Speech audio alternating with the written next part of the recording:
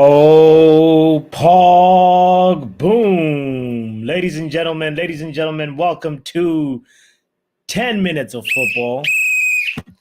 Thank you. This is the channel, the Football Power Hour, obviously, but I want to do another second installment of where we just talk about football news for 10 minutes. This is something that I'm trying to do at least 3 times a week, that there is at least some a moment for us to just check out football news together. And we obviously have to start with the man, Paul Pogba. He's been dominating the news today. It obviously broke early on in the day. I hope, by the way, that you are having a good Thursday. Shout out to Manj in the building, Stephanie in the house as well. Yes, big up to you guys.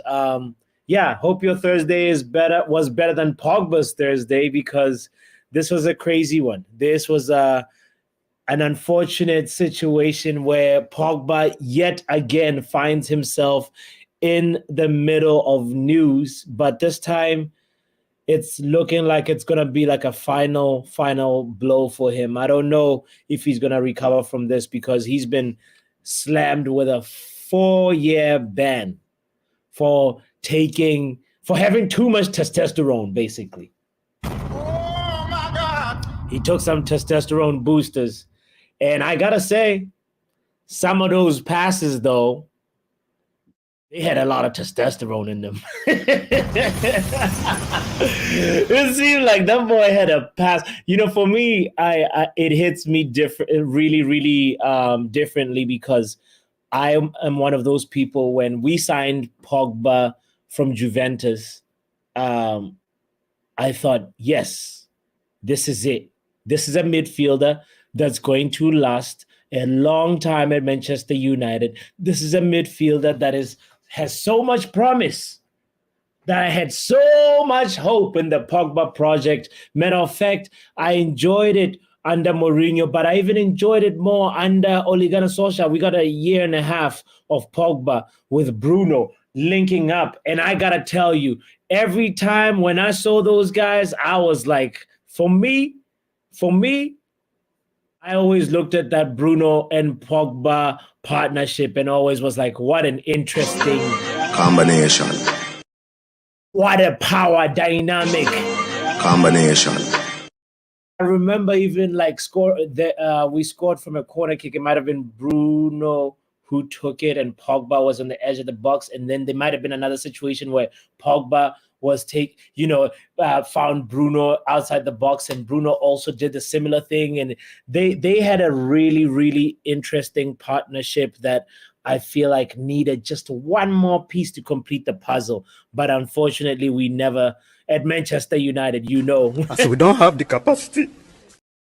I always wonder what would have happened if we had Pogba with Casemiro in the same midfield, like earlier Casemiro, not today's, not 2024 Casemiro, obviously. But it's one of those questions that will just sort of forever just permeate in my mind, being like, this was a player that for me had that. I say the streets will never forget Pogba, because he was more of like a street player. He had that street football, essence about him. The fact that, when was the last time you saw a midfielder or any player wearing a red shirt taking 3 players on and being successful with it?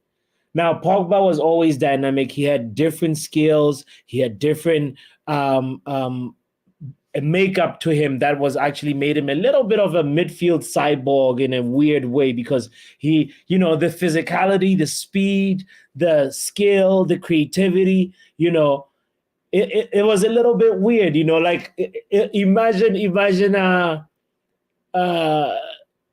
Lewis Dunk being black, having skill, ball sticking to his feet, and also being fat, like that bounce, that sort of profile is for me. If you're, say you're playing the game of pro clubs in FIFA, and you're trying to build a character, you can pick what body type you want and for which position on the field, So I would go midfielder with a Pogba body type is actually like an attribute of Pogba that he was also nice with the free kicks, by the way. Remember before Bruno came, Pogba was not bad with the free kicks. He has a lot more free kick highlights under the Juventus in a Juventus shirt. But for me, he had the dope attributes, if you get what I'm saying.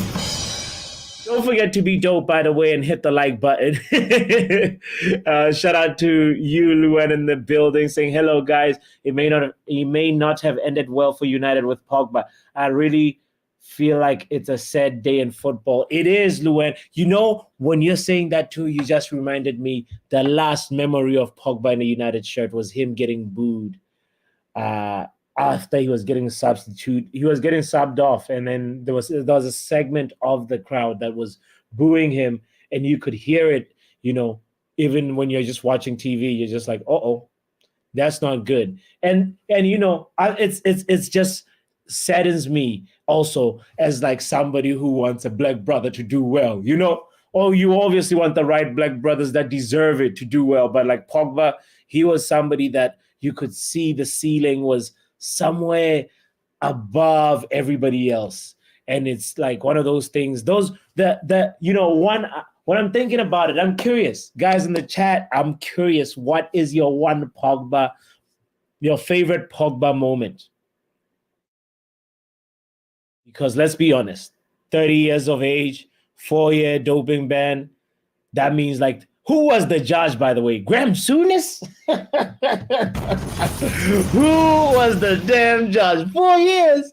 We know, like 4 years is crazy. 4 years is crazy.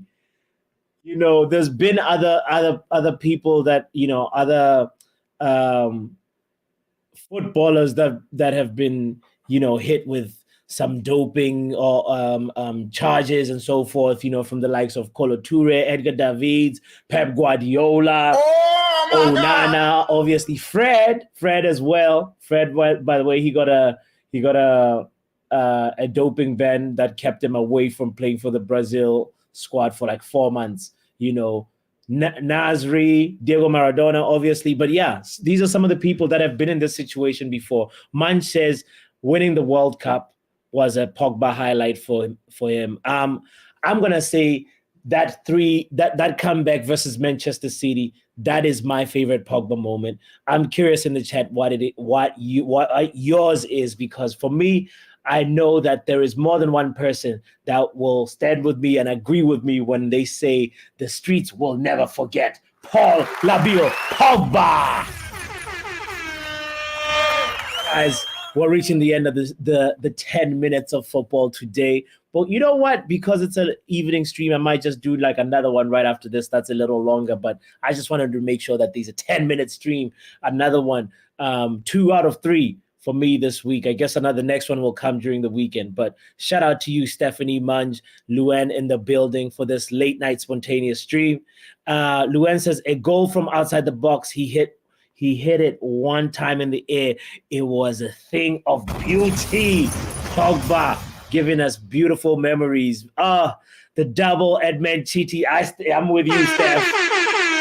It rained on the victory parade when Jose beat Pep 3-2 at the Empty Heart. That was beautiful. You cannot forget that. A beautiful day for us. And he's one of those people that I just want to say, maybe he might come back with like, a little bit of a 2-year, maybe they, as we know, they always sometimes listen to appeals, and it might be 2 years. And then in 2 years, he might go to Saudi Arabia, but at the end of the day, he's not had luck with family stuff. His brother's a lot of rift with his family, and that's never been really right for him. Not really good conditions for you to succeed and excel. And also the other things is the injuries. He has been an injury-prone player. So many injuries that have been hampering him and making his life difficult. So Pogba, get well soon. Free Pogba. # free Pogba. He definitely has the ability, and maybe not the mentality, but he definitely ran out of luck in his football career. My name is Botswanapapi. We out of here. Come on. Yo, Pogba, I hope you come back stronger. I know you can be Pog back one day. Be out of here.